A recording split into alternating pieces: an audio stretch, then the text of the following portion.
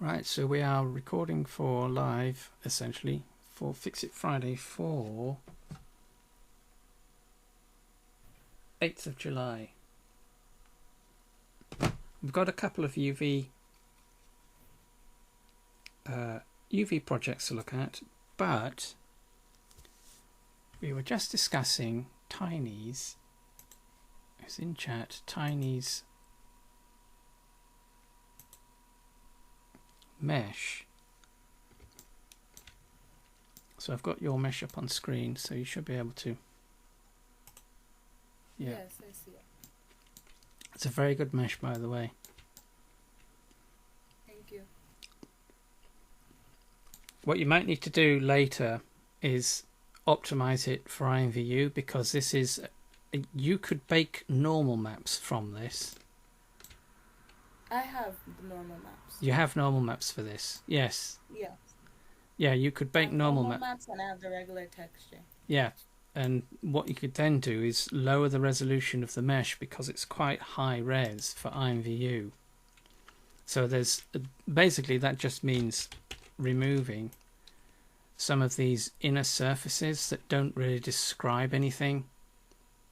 They don't do anything. Move the vertices. Sorry? Move the inner vertices. Yes, so you can delete. When you look at the mesh, hang on, I'm just going to do this all by shortcut, not shortcuts, menu items, so that we can see.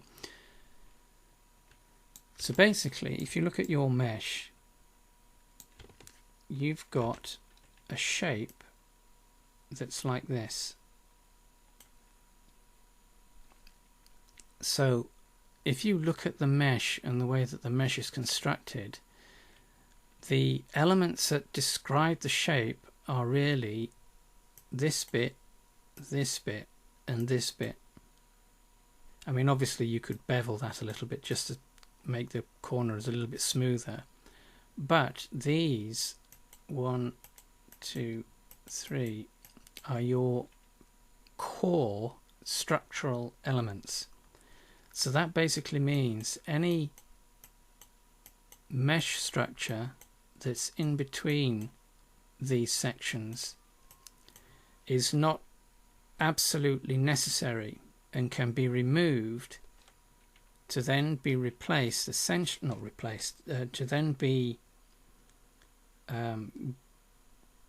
affected, or what's the word, brought into existence virtually by the use of your normal maps. So if we look at the profile of your, so this is the basic shape, but the profile of yours, your actual mesh, is more like that. So you could get away with maybe doing that. So these points are your key structural elements.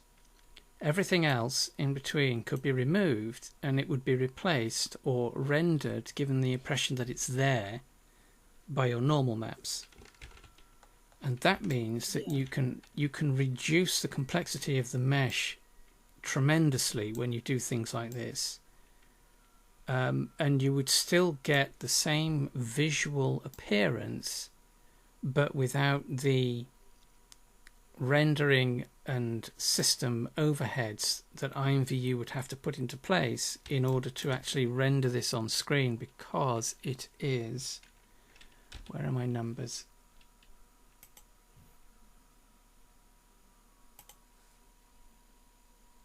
So that is 34,000 triangles, and the bottom is 9,000. So you're basically, what is that? It's about 40,000 triangles, which isn't that much relative to some of the items that are in IMVU, and it's not that much relative to what goes on in Second Life. But for IMVU, that's pretty top heavy. That's quite heavy. Then of course you've got your adjusted avatar mesh, which is, the topology for that is fine. You know, you've got a decent shape using very little structure relative to the clothing items. So all you'd need to do is essentially the same thing for the clothing items as you've done for the torso. Just reduce the amount of structural detail that you've got and use the normal maps for things like this, these details. I mean, you can leave some of this structure in to give it a bit more presence, but you can use normal maps for all of that, and you don't necessarily need to have such a detailed mesh. But that's optimizing. You know, a lot of Second Life users in particular will just make their meshes and just bring them straight into IMVU and be surprised at the problems that it causes, because it's such a high-res mesh that, you know, it'll work in Second Life, but it won't necessarily work too well in IMVU. And of course it also means, which is what we were just talking about before we went live, is that then means that you don't have as much of an issue weight painting these, you know, these tiny groups where you've got a lot of vertices in a small area that might be sharing. Where is the skeleton, by the way? Is the skeleton in? No, not in this one. No. So that, if you can reduce it so that you've got a much more relaxed structure and use your normal maps, you'll also find that that's easier to weight paint to the skeleton, because when you start getting these very tight areas of vertices with IMVU's skeleton, they can be tricky, especially, as you were just saying before we went live, especially around the hips, because we've got so that will be spine, is that 01, I think.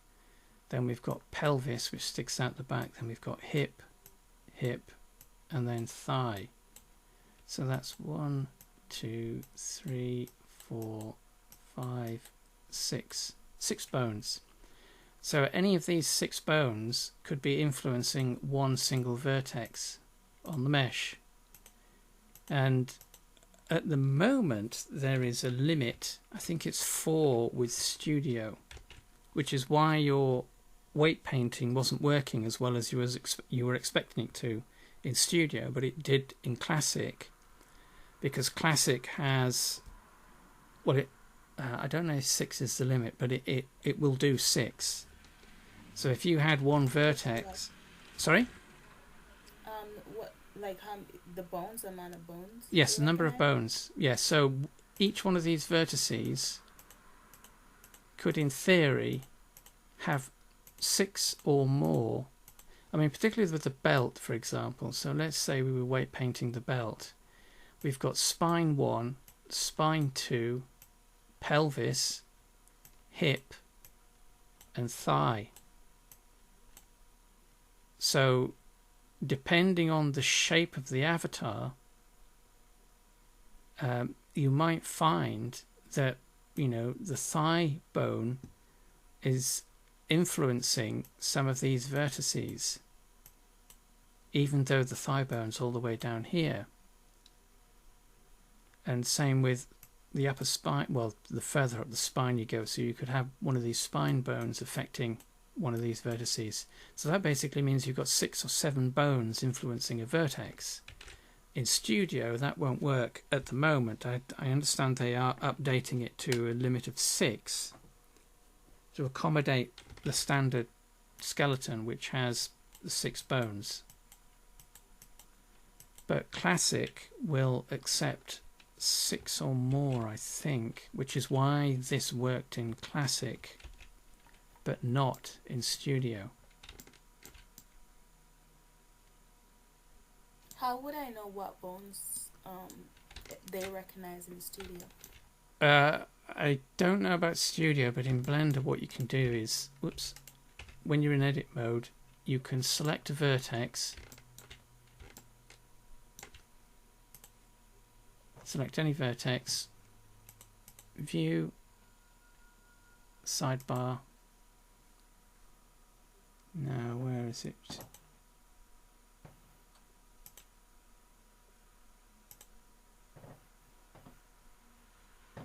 I think it appears in item. So when you weight paint something, if you select it, if you select one of the vertices, this doesn't have any, it doesn't have any vertex groups. What will normally appear is a list of bones that are influencing the selection. So if you had this one selected, for example, we could have lower spine, pelvis, and left hip and left thigh, and those would be listed in the sidebar. So that's view menu sidebar, or just use the shortcut key, which is N. Okay. And then you'll see the items or the bones that are influencing that particular vertex listed in the sidebar. Okay. So, for the issue I was having, so, your solution would basically be to remove some of the vertexes? Yes, so it's basically mesh optimization. So what you're doing is something akin to this. So let's see. You were telling me something about the UV map, but I wasn't exactly understanding. Oh, right, yes. So with the optimizing the mesh, all you need to do is make selections. So we're doing a loop select, so alt click, and then what we can do is mesh delete and dissolve edges. So, or you can do like alt click and press the X symbol. Yes, that's a shortcut. Yeah, that's the shortcut. I'm just using the menus just so that there's a shortcut there. Just using the menus so that it's easy for everyone to follow where things are. Okay. But you do dissolve edges, and that'll dissolve that edge, but it'll keep the structure intact. So, right, so if I use the shortcut key, which is X, we'll get the pop-up, and then we want dissolve edges. So what you're looking for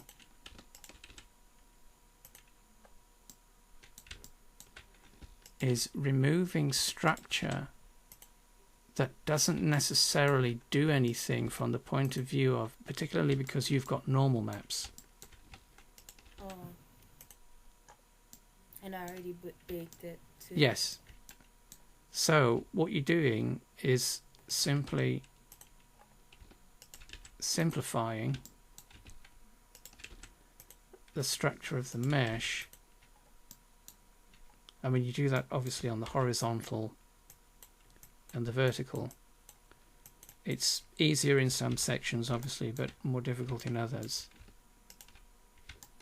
So we'll just do one or two up the side here.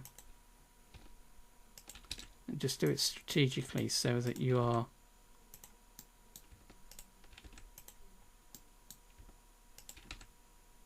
you've got a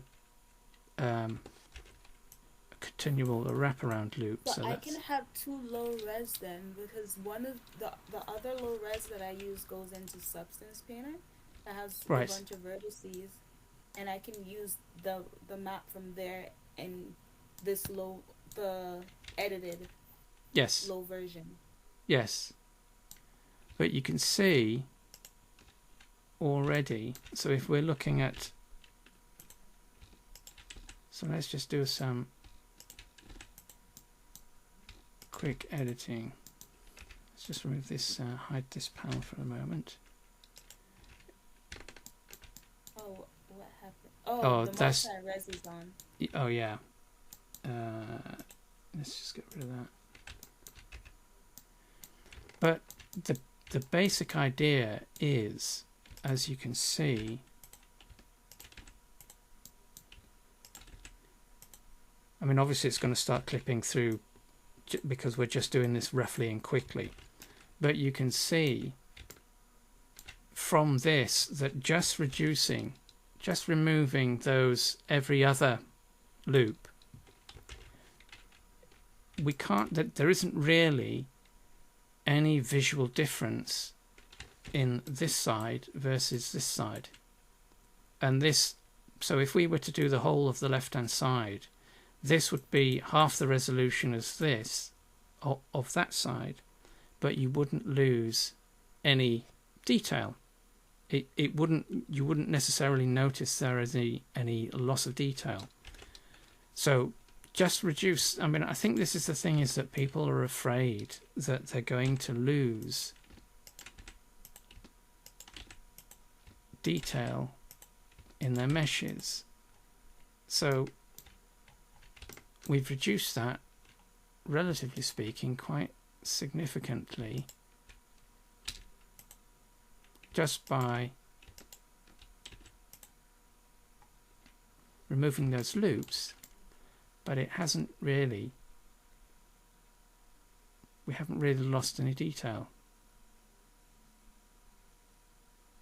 So don't be afraid to, once you've got your high res and you've baked your normal maps, just to do something like that. So we are using, where is it, mesh, delete, dissolve edges, or dissolve vertices will do the same sort of thing but on a vertex, and just reduce the density of your mesh, and it'll make IMVU much more happy. Okay. So don't be afraid to play around with it and test it. I mean, obviously you might, so what you want to look out for when you are reducing is, you can see that this is, we've got a slight step here, so you might have to be strategic with where you remove your loops. I know in between the corners, like the butt creases. Yes. You think it would be a wise idea to remove a couple loops there? Yes.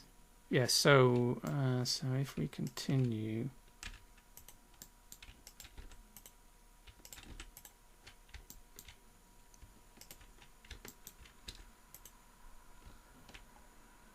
You see, so looking at the left, well, now it's now the right-hand side. So if we now look at the right-hand side of the screen versus the left, so we've removed that edge loop, which is the corresponding one on this side, but we haven't lost the detail that that was providing on the other side. So don't be afraid to just play around with it and see what it does. And of course, because I mean, we're getting artifacts now because we're using a, you know, the different, we have to probably adjust the UV map, but because you've got your normal maps baked from a high res, you won't necessarily see any of these. If this were a problem with the mesh, these little artifacts, you wouldn't see any of those because of the normal map. I have the basic texture loaded in. Yes. Is there a way, how would I put the normal maps inside of Blender? Well, in Blender, so let's go into shading. So we're in shading workspace. So you've got your basic material assigned. So that's our basic material. All we need to do. I didn't load the material in. I may Sorry? have the material. I thought I had the material on that mesh, but I didn't, because I made a separate one inside of Substance. Right.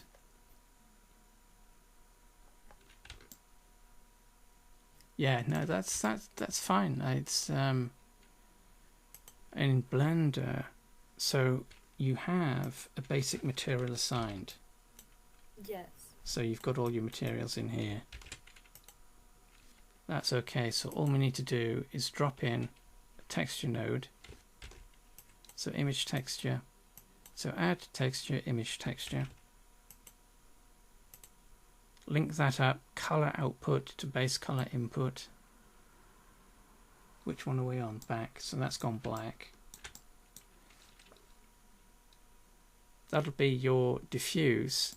But for our normal map, because you'll have to, once you've rendered the images, you'll have to load the images back into Blender. So we do the same thing for our normal map.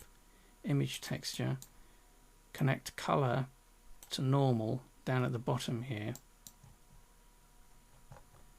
and then what we do is add vector normal map, and this tells Blender to render normal map the right way around. And I'll just drop that in between, and then what I'll do is I'll just load in a normal map that I happen to have handy.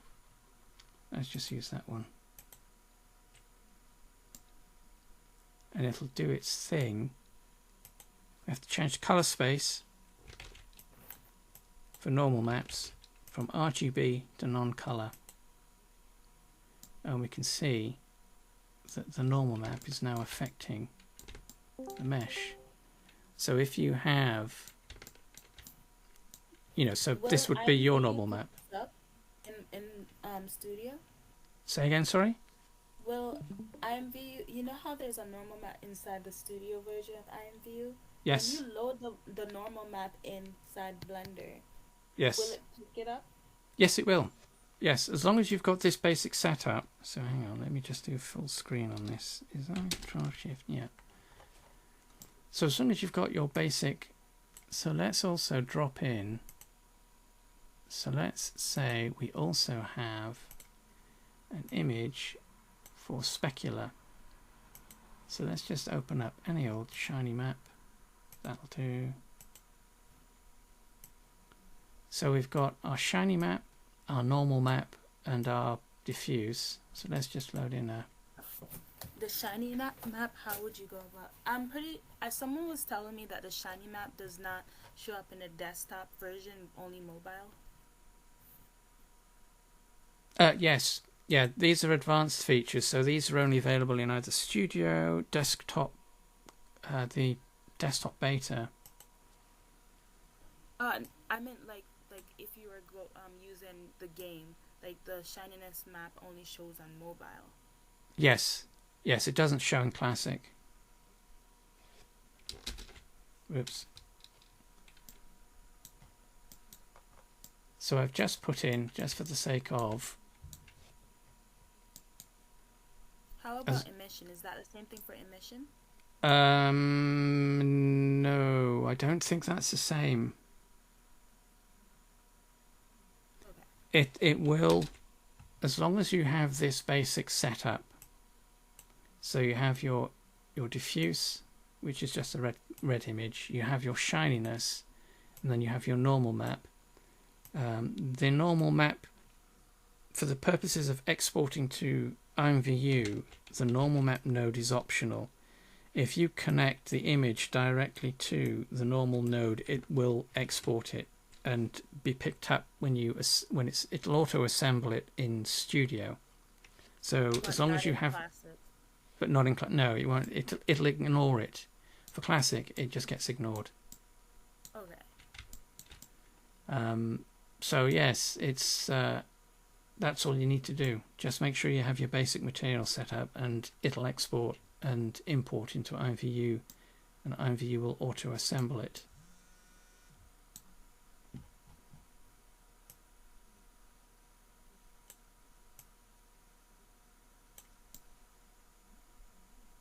But yes, the other thing for you is your UV map.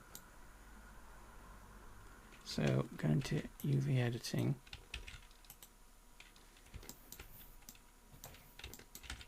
So this is tricky for clothing. I mean, if you do a search online, select the back. If you do a search online, you'll find a technique that you can use that essentially, so let's just UV snap to pixel. So we're going to snap to the corner pixels so that we know that we have an absolute square when we do this. So snap to pixels, corner. And what this does, yeah, so it's a quad. Oh, to make sure that there's no double vertices. Yeah, so we've got a... where did you go one more time? an alignment. So UV, snap to pixels, corner. Okay. And what you'll see is that switch to face select that face. And what you'll see is people will do UV, unwrap, where is it? Unwrap, follow active quads. Now, if I will do this, but you'll see why this doesn't always work for clothing, because we're dealing with relatively complex shapes. So follow active quads. So what this is basically doing is we've got a formalized alignment, so everything is axial, it's on the grid, and all the edges are straight and perpendicular. So what this should do is then align the entire map using the coordinates or the organization of this face, and it'll do it to the rest of the mesh, to the rest of the UV map. But if we actually do that, so we've got a couple of options: even, length, length average. Either any of these is okay, because it'll more or less do the same thing in this context. But length average, okay, and that's what it does. So it'll square it up, but it does do odd things. So this then becomes like the UV map from that Marvelous Designer would produce. Oh. So, you know, when you look at products that have been made in Marvelous Designer, they have this particular style of UV map because those meshes are made from basically flat planar surfaces, which means that they can be mapped out, you know, more accurately from the point of view, well, not accurately, they are mapped relative to a flat plane, whereas in Blender we are mapping a very complex curved shape.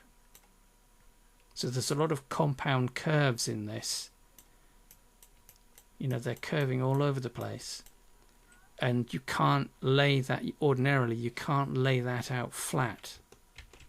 But we do have the option to do that, but it's not always, it doesn't always produce the kind of results that you need, because it'll do things like this, which then means we have to try and figure out where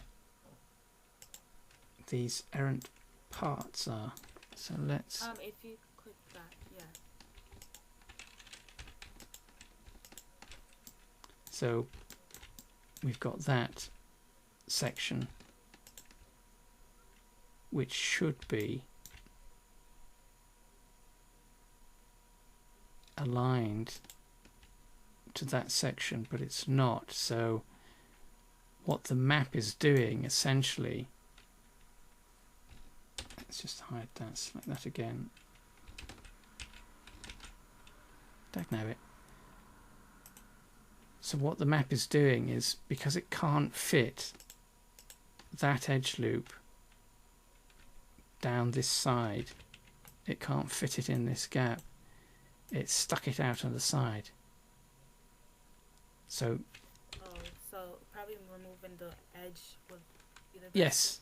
Yes, so if you reduce the you know, if you do the optimization as we were doing before, you might be able to get away with you know, removing this edge loop,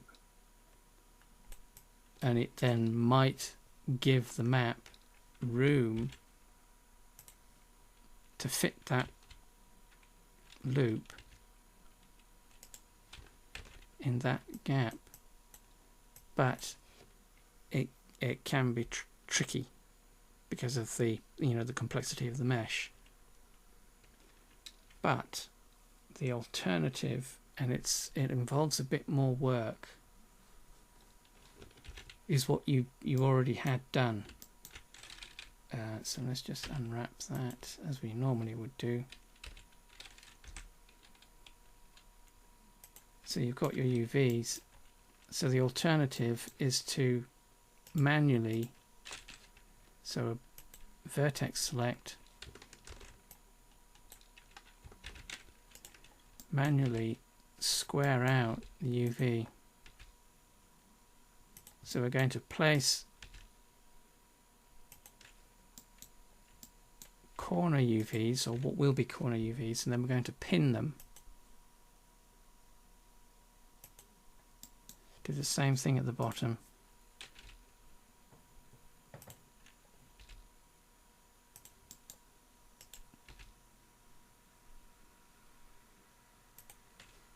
Pin those two. Then unwrap. And it'll start doing things like that, but you get the principle of what this is actually doing. It's stretching it. Yeah, and it's what you're doing is forcing Blender. So if we want, so let's move that one to, let's assume that's there, and this one is here. So pin those, unwrap.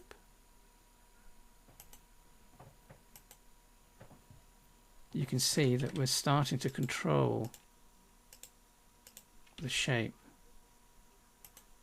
Wow, I've never seen that before. Yeah, it's the only way you can sort of do it manually. It's a bit time consuming, but for complex clothing, it's... Oh, why don't you pin the whole corner? Why do you do well, you can, but what you're looking for is, so if this is, what we're trying to do is every time we do a remap, we're making sure that the distribution of the UVs is relative to the amount of space that that particular area occupies within the map, within the mesh. But as you can see, it can be quite tricky.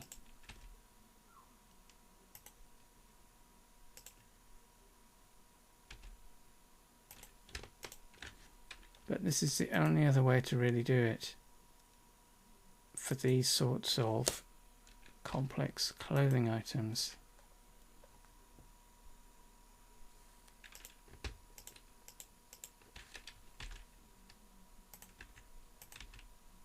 So let's pin those three there, unwrap. And obviously it's going to start folding in on itself, but yeah, that won't make much difference. But that's the only other alternative for doing these complex clothing items because of the compound curves, because otherwise we are just left with, let's go clear those pins, unwrap. Otherwise we are just left with doing this. But when you do something like that, your map is laid out proportionately. So everything is, I mean, this is the one disadvantage with the Marvelous Designer approach to UV maps. So if you have the entire UV map occupying your texture space, so this upper half corresponds to here, and then the lower half obviously is, so you'd have the legs mapped out. So your UV map would be something like this. But the problem with that is that you end up with texture density problems. And what that means is that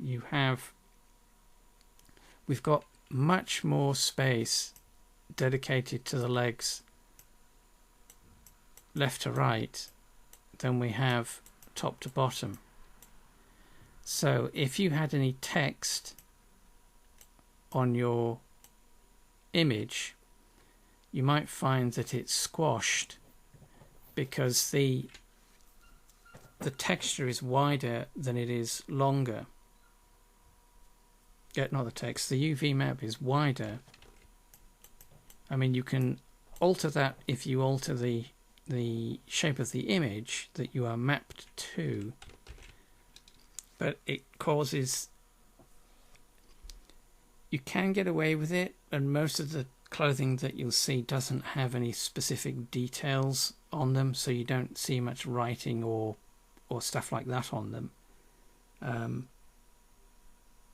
But you can compensate by increasing the size of your image. But if you do that, it then means that you are, because we're limited with our texture sizes, so we've got 512 by 256, which is for classic. If you want your items to be usable in classic, we're limited to 256 by 512. In Studio we can use 512 by 512, but I don't know if they're resized when things are dropped down into classic. So it's an either or. But again, this is another one of the things that you want to watch out for when you use high-res meshes, is that it's much easier to unwrap a relatively low resolution version of your mesh than it is to do the high res. So you've got the high res on this side. It probably would have been easier to get it to that square if it had less vertices. Yes, it would be a lot easier. Yes, yeah, yeah. I mean, what you could do when you're doing your clothing is starting from a very simple mesh. Whoops. A very simple boxy shape, and unwrapping that and getting that pinned, so you have your basic shape pinned and UV mapped, and then... So if I did like the base mesh, yeah, the base mesh and which is less complex and it's more, yes, less vertices, if I unwrap it before I started putting extra vertices, do you think that would work? Yes, it'll help, because as long as you establish your basic shape. So let's say this shape is the UV map that you create when you create your initial mesh shape. So you create a low res, so that's your low res. You map that out. And so long as you don't change the general shape or structure. So essentially what you're doing is you're creating cardinal points. And then obviously the bottom of the leg. So this is the knee, the crotch, then you've got your belt and your hip. So those would be cardinal points on your UV map. So as long as those don't change, so if you lock these into place, you can do whatever you want in here. So you could add more detail in here and more shape, and as long as these ones are locked in place, you could just keep redoing the map. So UV, unwrap, and it will lock to those cardinal points, even though you will have adjusted your mesh and added more detail. Okay. So that's something that you can look at doing as well. Okay, that's a new way I can approach it. I never thought about that. Yeah, it's make texture much more better because the squares are even. Yes, I mean as well.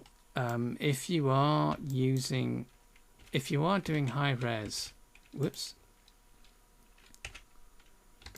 One of the things that you want to look to using is, so we've got our blocky mesh.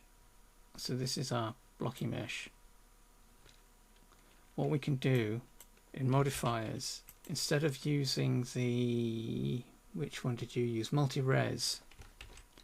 Instead of using that one, for the actual mesh itself in terms of the structure, what you can use is subdivision surface. Oh, The reason why I do it that way is because, well, I like to have a high res version for when Yes. I sculpt, because like Yes. the more vertices you have, it helps with sculpt in high detail. Yes. Yeah, it's so for the actual game mesh, this is a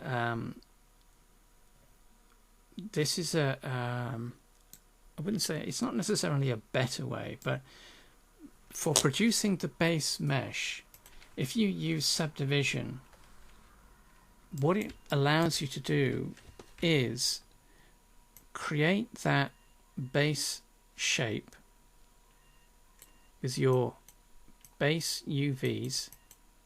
So those are our cardinal UVs, and then obviously there'd probably be one up the front and back. But what this allows you to then do is dynamically reduce the complexity of the mesh, but still allow you the ability to do certain things like put these folds and things in. So you could add some of these, but the point is to try and get a base mesh that's simplified so that you can create your UV map. And once you've got your UV map on your, this would be the low resolution game mesh, what you can then do is, I don't know, maybe fix the subdivision or just add a multi-res on top of that, and then do your sculpting to produce a high-res version. And what that allows you is a bit more flex. Yeah, so you've got more flexibility there, because you then have, I mean, you could do a version save, so you have a low-res version save, and then you work on top of the low-res to produce the high-res for sculpting, but you have the low-res mesh available for you to then bake normal maps to. Okay. And you don't have all the faff of trying to unwrap something like that and getting that, the individual vertices. I mean, there are things that you can do. Multi-res mess up like the unwrap. Will multi-res do that? No, you don't. If the high res is going to just be for producing your textures, that's it. It's not going to be for bringing into IMVU. That'll be your low res. So as long as you've got a version of the low res saved to file somewhere, it doesn't matter what you do with the high res for your sculpting. I don't mean to cut you off, but that's what I was saying with the multi-res, because with the multi-res I can go down to 0, which is the low res version, and then I go and save that out. Yes. Then go back up to the highest version and save that as a high res for baking. So it's yes. like for me, it's like it seems a little bit more like effective for like importing both. Well, with move between the two. Yeah. With subdivision, subdivision is better from the point of view of using when you are creating low-res game versions, because you can create very low-res meshes, add the subdivision, and work with that and do whatever you need to do, with or without. Yes, you can. It'll fix it. It'll fix it in place if you use subdivision. But if you've got your high res with subdivision applied, so let's just up this and just apply that. Oh, it won't let me do it because we're in.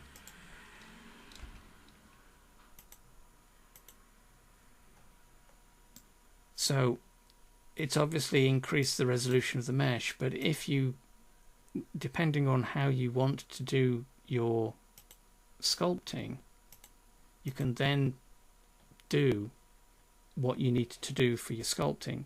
There are a couple of ways of doing the sculpting aspect of it, but the main point is trying to limit the amount of, but it might just be because of the way that you originally structured the mesh, because the original, let's just reload this. So what it could just be for you is that all you might need to do, because you've already got all of this in place, you've got the multi-res in place and you've been doing some basic sculpting. For you, it might just be a case of selectively removing, these edge loops to reduce the resolution of the mesh that you're working with, but you still have the ability to, work on top of this and do some sculpting.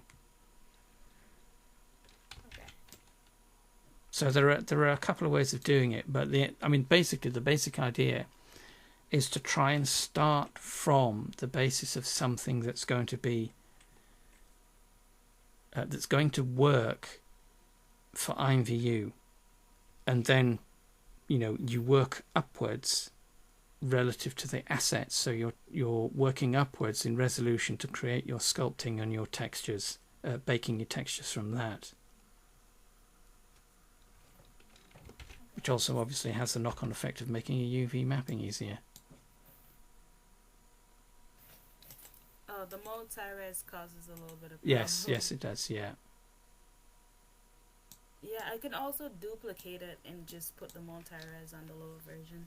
Yes, that's essentially, yes. It's all you need is just to have a low res and a high res, and the low res is just the game mesh, so that's the one that you want to focus on with your UV mapping and the general structure of the mesh to make it compatible for IMVU or more efficient for IMVU.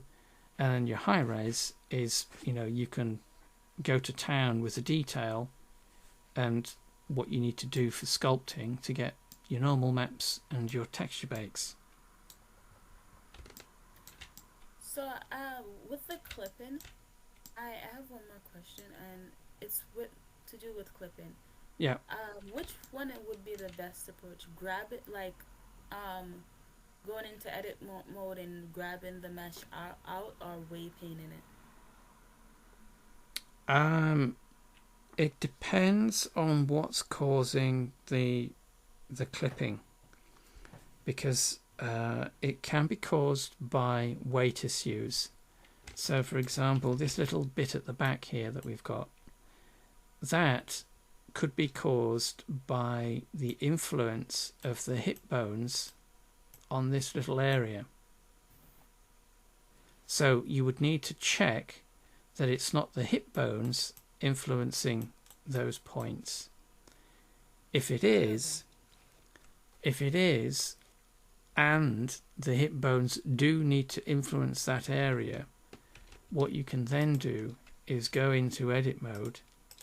Let's go into edit mode and make some adjustments to that part of the mesh just to compensate, because you're not always, as we were saying earlier, you're not always going to be able to weight paint your way out of a problem, particularly with Studio, well, as it is right now, because it has a 4 bone limit rather than Classic, which has 6. I think it's 6 and more, but with 6 and more you've got obviously more flexibility. So that's spine 1, pelvis, hips, and then thigh bones. So each one of these, all of these in fact, might have an influence on that section, but if they all need to, you won't be able to weight paint these necessarily to solve this particular clipping issue down at the bottom here, and the only solution is to go into edit mode and just adjust the mesh a little bit. See, like on the sides here. Whoops. Just make some minor adjustments and the clipping's gone. But again, it's you do something, export, test, see how it looks, see if it's fixed, pose the avatar, then make some adjustments as necessary, re-export, retest, and you have to do that often a couple of times to get to fix those sorts of errors, because they are quite sort of and you know what? If with a low res version, It Yeah. makes it easier also because there's Yes. less quads to adjust. Yes. Yes. Exactly. Yeah. So all your mesh detail, or the visual of the mesh detail, that comes from your normal maps and your textures. So always try and work to the lowest common denominator in terms of, meshing as low res as you can possibly do it without losing shape and form. You don't need to go all the way up to, tens of thousands of vertices or triangles. Okay. So hopefully that's given you some ideas that you can use to optimize for IMVU.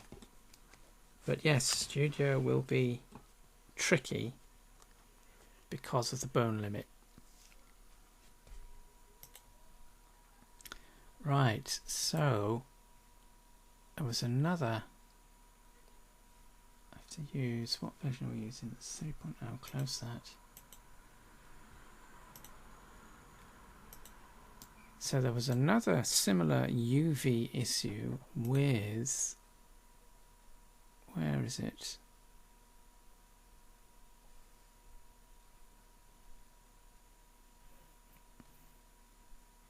Chellamore. So open, don't save.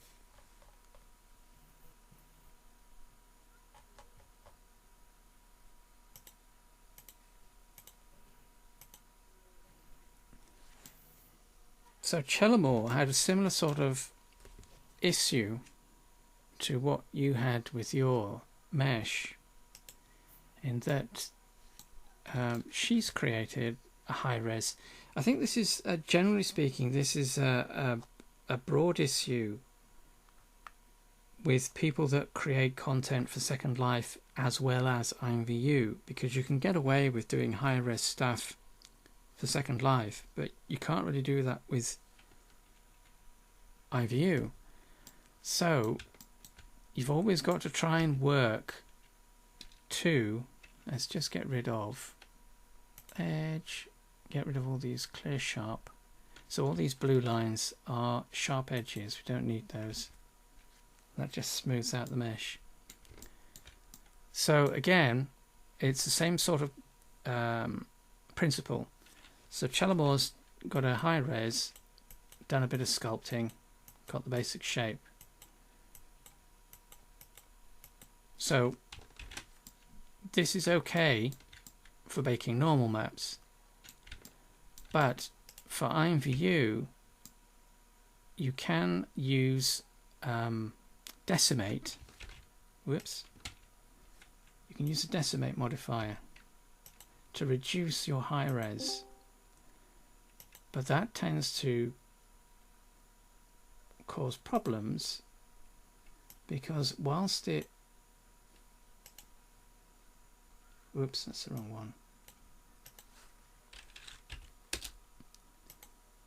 Whilst it reduces the mesh, it does it chaotically.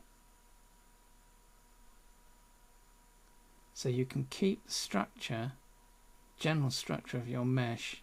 So again, we're talking general structure for low res. So I'm going to 0.25. Apply this so that we can see it. So you can go down to really low res, and we keep the general shape of our mesh, but that makes this kind of tricky to unwrap.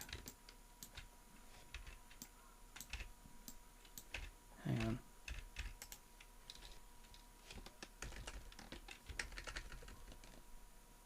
Let's just separate this out. So mesh, just to make this easier. Where is it? Separate, selection. So we just want the one. Because decimate literally does what it says on the tin. It decimates the mesh. It destroys it to reconstitute it in a much lower resolution format. But that is real tricky to unwrap. So let's just throw some edges on this. Hang on a second. So select, invert selection, hide all of this stuff. So we just have that. Makes this easier to see.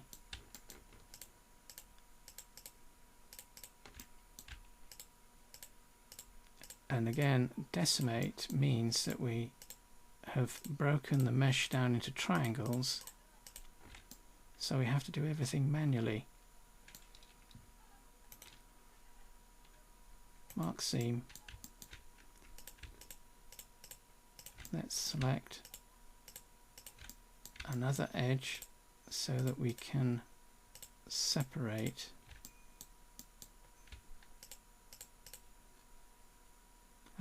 so we'll have to go like so.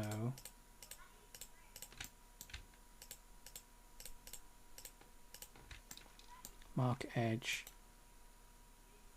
as a seam. So we've got two seams, and then mark it down the back. Let's use that edge so that we split the side. And then we'll unwrap this. Select all, unwrap, and this is what we end up with.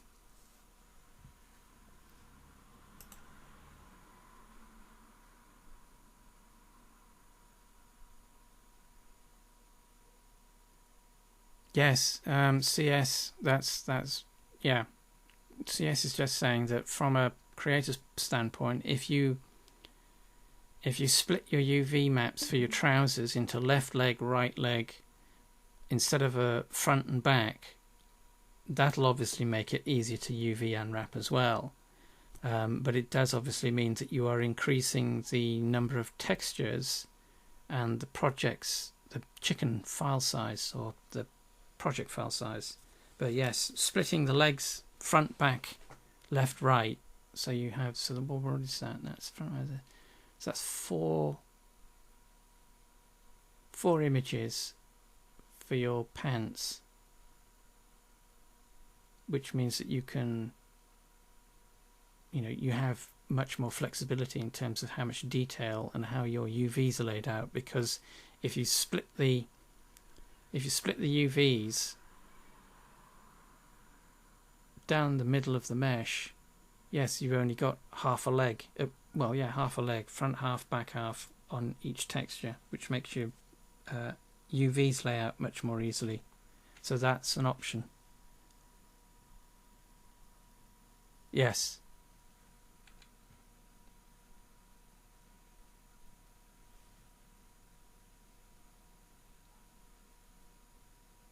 Yes, I mean, there are ways of juggling the UVs instead of just doing it as one half, one front half and one back half on two images.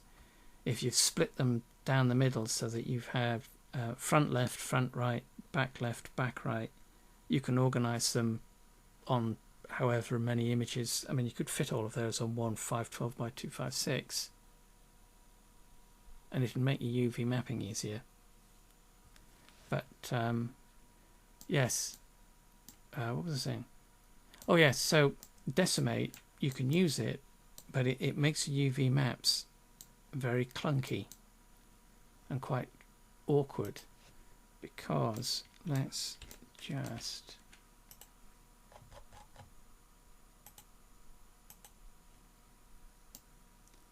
I mean, it works, but what you want to try and do instead is, instead of using decimate,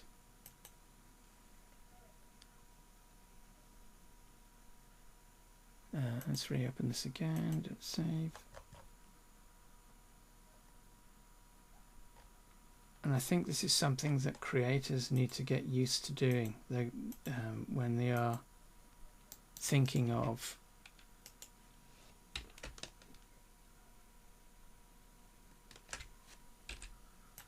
creating high res. So invert, Control I, hide H. So once you've got your mesh, your high res, so let's get rid of clear sharp. Oops. Once you've got your high res, instead of doing a decimate on something like this, so obviously this is a relatively simple shape, instead of decimating that, it's easier just to, so let's go down to, whoops, wrong way.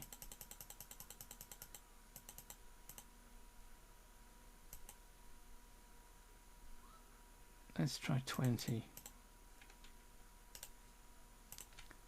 Is to just use or rebuild the mesh using a simple shape, simple mesh primitive.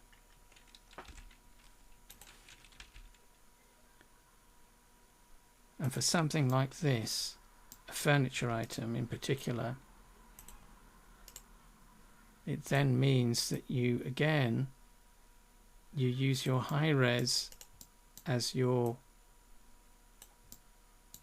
object that you bake your, oh, this is going to be tricky because we're off kilter.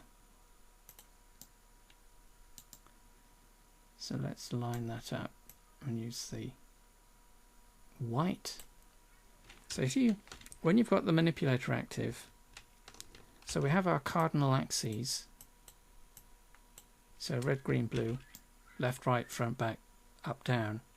We could switch to local or normal and it'll swap the widget around, but because of the angle of this particular object in the scene, what we would want to do is actually orientate the scene relative to the camera, and then we use the outer white loop, and that allows us to rotate or manipulate relative to the scene.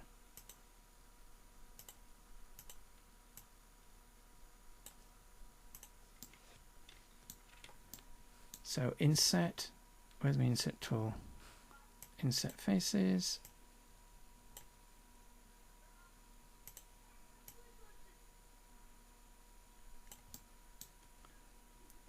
A bit more manipulation. Add a bevel. So we don't want these edges to be too sharp on this particular object. So bevel tool, which one's the bevel tool? I haven't used that in a while. There's bevel.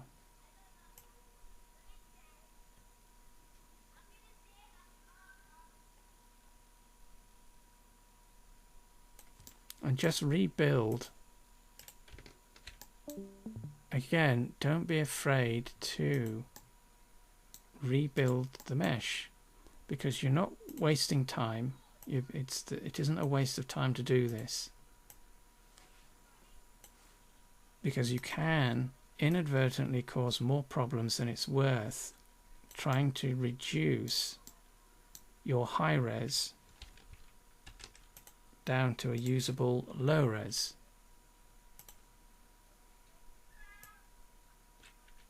Let's scale that out a little bit. So obviously if you were doing this for reals, you'd have your high res properly orientated. You know, you would be doing this before you set up your scene, so this is kind of tricky doing it after the fact. But do you want local on that or normal? Normal. Don't be afraid to just rebuild a low res version of your high res. And I think creators are going to have to get used to doing this.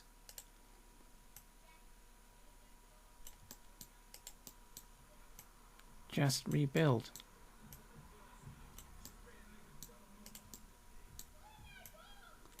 So we've got relatively quickly a low res version that we could then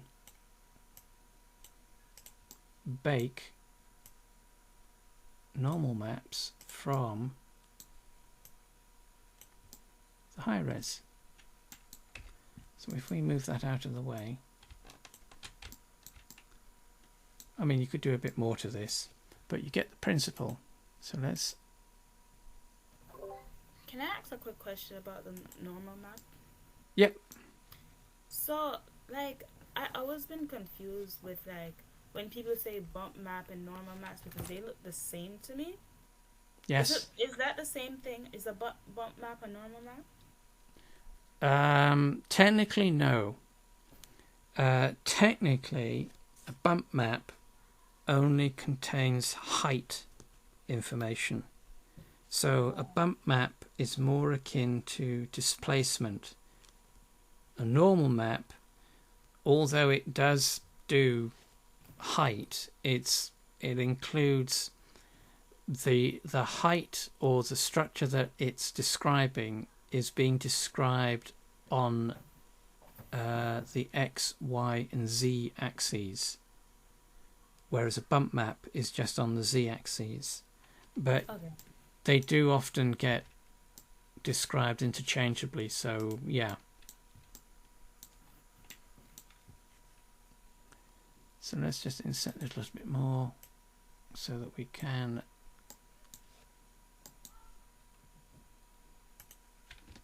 drop this outer ring down a little bit. Whoops, maybe we have to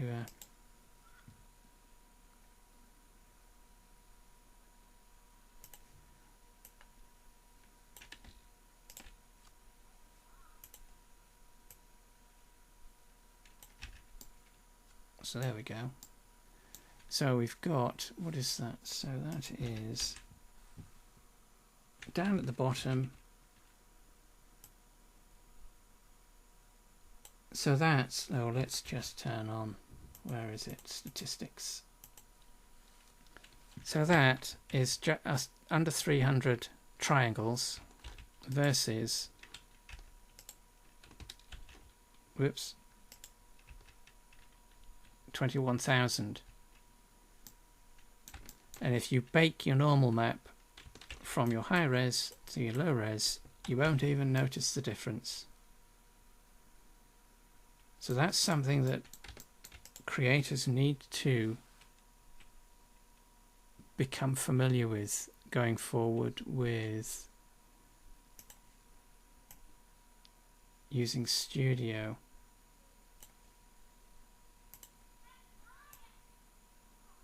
Let's scale that, add a bevel around the edge, like so. Push that up a little bit. Whoops.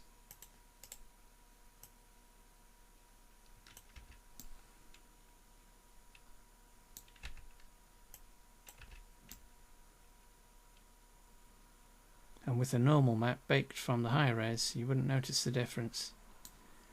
And that is, what is that? Yeah, so now we're 356 versus 21,000. And even with decimate. How many vertices should we try to be under for anything? As few as possible. What you're really looking for, so let me just do a decimate on this. What you're really looking for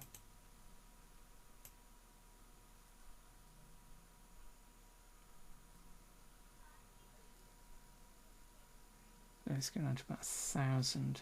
That's going to be about right. And how did you get the vertice, to show how many vertices it have? You mean this bit at the top here? That's in the viewport statistics. Overlays. Yeah, so it's just statistics. Okay, yeah. So what you're essentially doing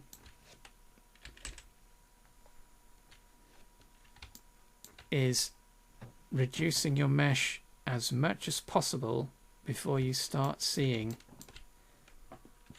I mean, sometimes it won't necessarily matter so much because you've got normal maps in play. For organic shapes, you won't necessarily see any of these facets that we can see on this low res because we do use the cylinder. But that's essentially what you're doing, is you're looking at the silhouette and trying to get that as smooth isn't quite the right word, but smooth as possible before it's starting to become too high res. So like with your pants, you know, you saw that after we removed about half the edge loops to reduce the, you know, the left hand side down to half the resolution as the right hand side, we didn't notice, there wasn't any noticeable difference apart from certain areas of the, you know, the butt, because of that being quite an extreme curve. So what you're doing is looking at the silhouette, the shapes that are being formed, and watching out for it to start faceting. And even then, if you are using normal maps, you won't see these bits,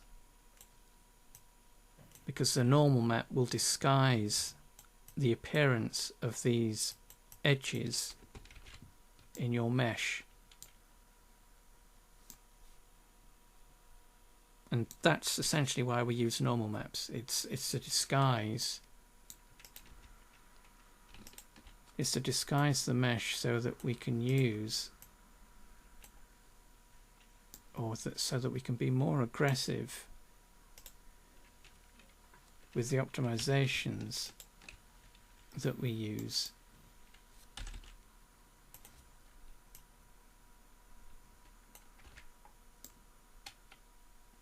So there we go. So you're basically trying to, your low res should try and approximate what you see on the high res as closely as possible, using as little data as possible. And then you bake your normal maps over the top of your low res, and you won't even notice a difference. Whoops.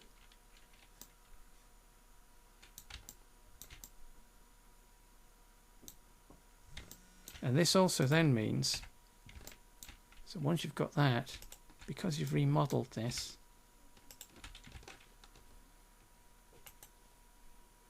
mark seam, this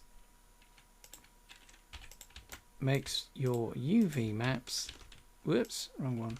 This makes your UV maps so, hang on a minute, so much easier to do. So what we've done, so again with your UV maps, what you can do with the UV maps is split them where there might be a natural seam in your product. So you can imagine for this settee, this poofy, or whatever they're called, this lounger beanbag thing, you would have a seam around the edge, probably down the back and around the bottom. So we can make use of that and hide the UV seams in those areas. But what that then means is if we switch to UV editing and we unwrap this, select all. So that's the default shape that we start with, the default UV map that comes with the shape, because we use a cylinder. But if we unwrap this, it then means that our, is that X0? This is so much easier to unwrap. Let's just throw a quick texture on this. New preview, okay, node, not node, add texture, image texture, connect that to base color, new,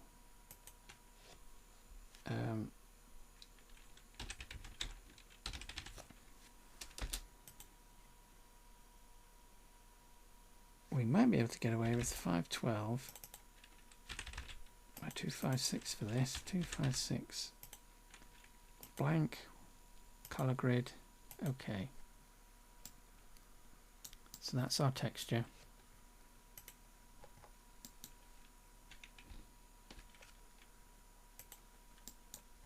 Show the texture. So scale X0. So that aligns everything. It zeroes everything out. So select the loop, scale. So that's the S key, X. which scales on that axis, so that's left to right, and then 0, scale x 0.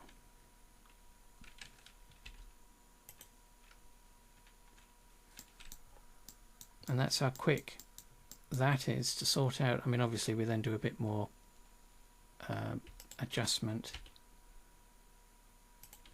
like so.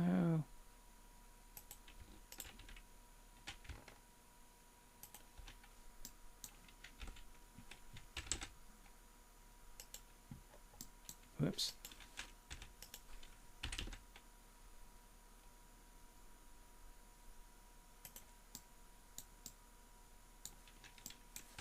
Rotate that around. Now that's the top. Is this texture from IMView? No, no. This is Blender's own default. Oh, where do you find that? That is available when you create your material. So, hang on. Let me just.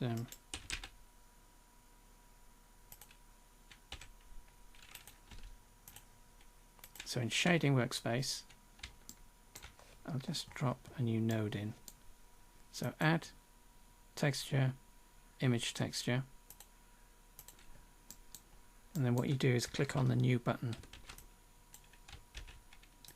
You'll get the new image pop-up appearing, and then you just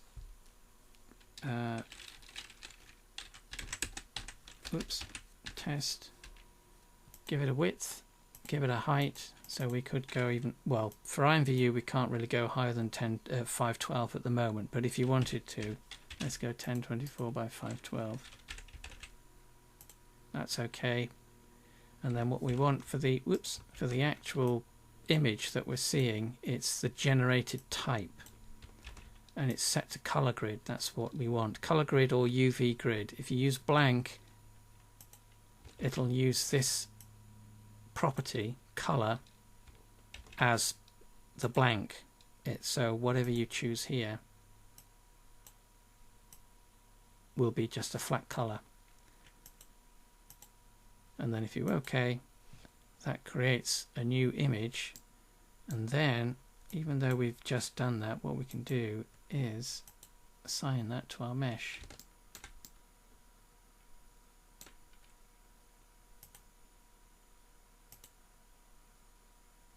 So that's how we create a generated image. But if we do that, we do have to save these out. We have to create these as, we have to save them as air quotes real images. And we do that by, so let's just do the top.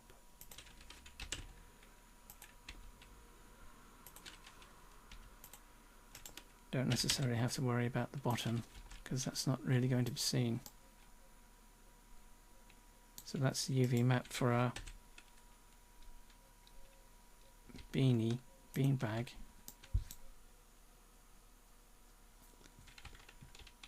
There's a bit of space left over. It could be used for, let's say you had some cushions. You could throw these, the UV maps for those, in the area that's left over. But once you've got that, you need to do two things. UV, export UV layout.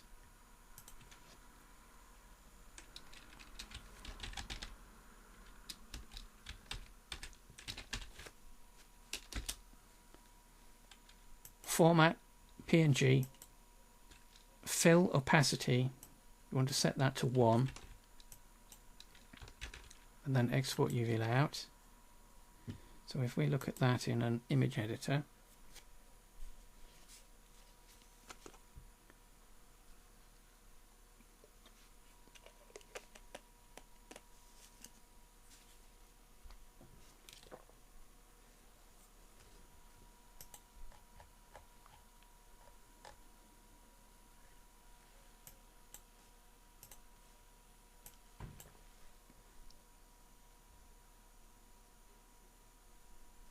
that's the UV that we've just created, and that would be your UV map. So you would do the same thing with other items, accessories, clothing, doesn't matter. once you've got your UV map sorted out, you can export it. So UV, export UV map. Excuse me.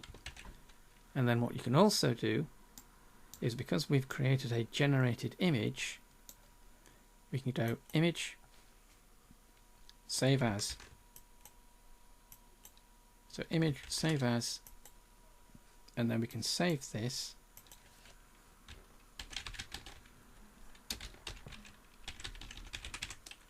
Diffuse.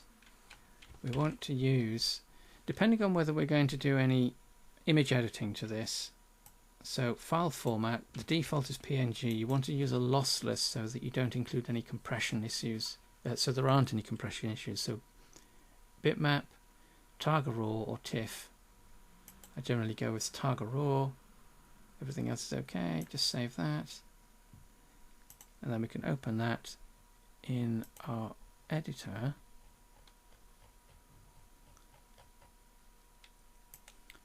So that's that image. That's created that. And then obviously all we need to do then is just paint over this. And then once we've got that painted, let's just do a little bit of quick marking on this. Where's my paintbrush?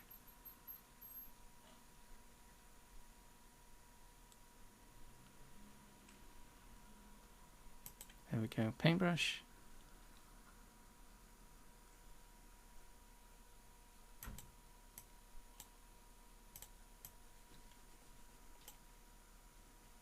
Save.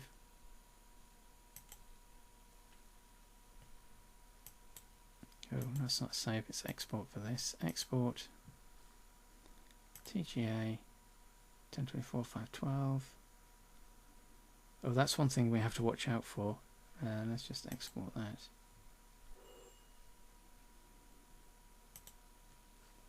Want to be in there.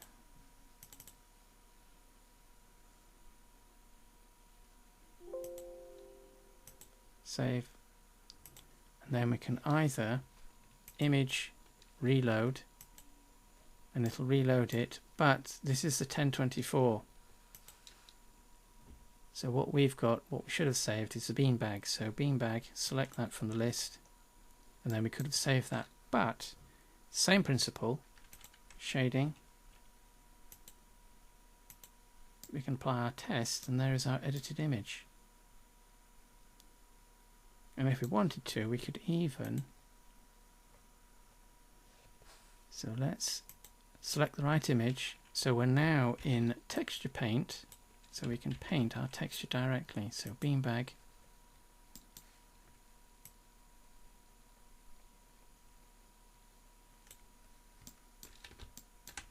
oh, we have to switch back, we have to make sure that we're using the right, so there we go.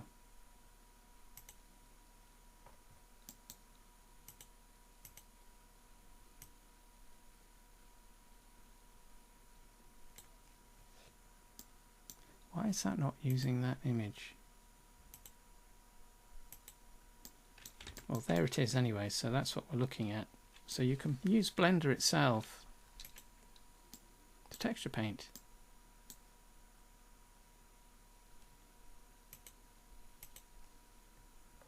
Not quite sure why it's... oh, there we go.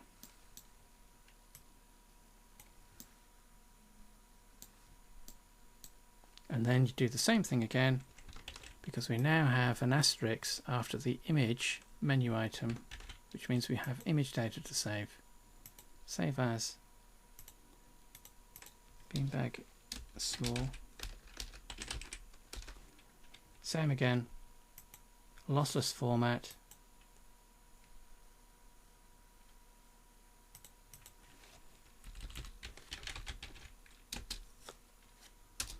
Fix it Friday. Save. And that will literally just be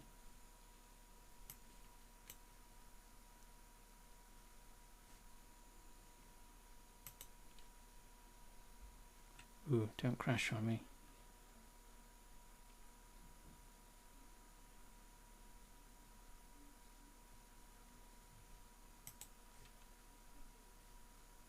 Yeah.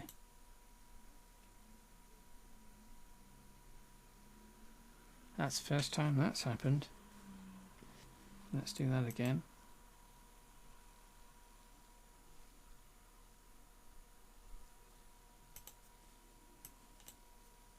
There's our image that we painted in Blender.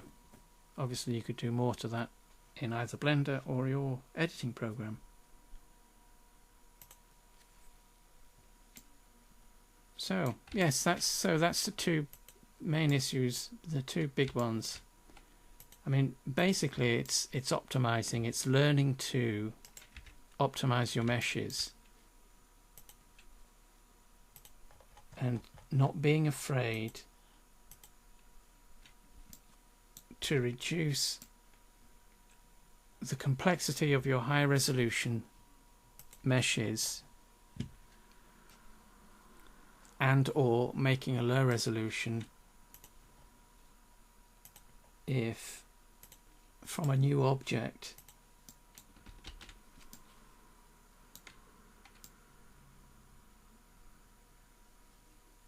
that is going to be more effective, especially if you're using normal maps.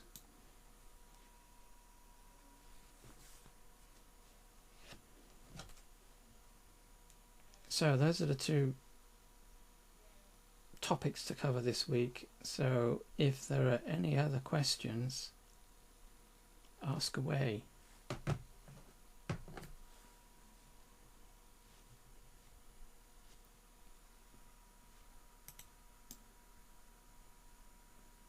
But this is something that going forward, all creators, and if you're going to use normal maps, or if you're going to be creating normal maps and higher resolution textures, this is something that creators are going to have to get used to, because you can't really do what you do with Second Life in IMVU. You can't create high res meshes and export those into IMVU.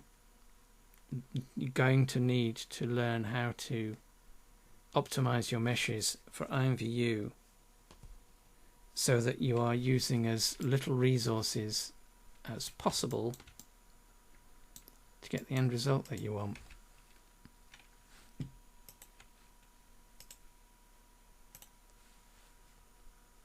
I mean, for example, so this top section is a little pointy. So what we can do is just add another loop, edge slide that up, and just soften that edge. And we're still under 500 polygons for this one thing. So if we had, as was the original, if we had a couple of objects in the scene, we are 1500 triangles, which for a furniture item is pretty reasonable.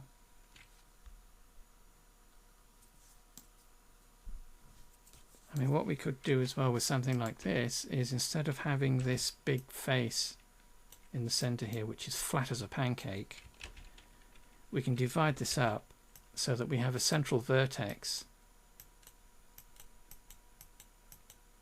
and use a fan, or what we could do as an alternative, which also then means we have to adjust the UV map whenever we do something like this, is collapse that into a single vertex, remove,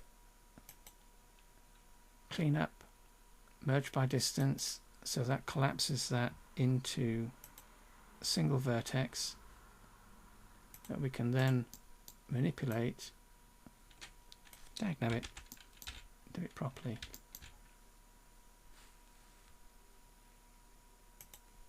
Clean up, merge by distance. There we go. So what we then have is a middle central vertex that we can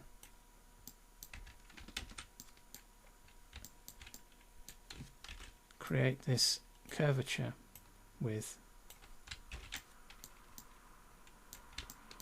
So let's just save this. So there, yes, that's the topics for today. Save as.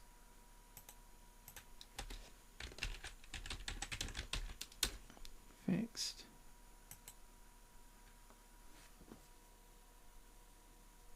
So if there aren't any other issues, topics, questions, I'll stop recording and then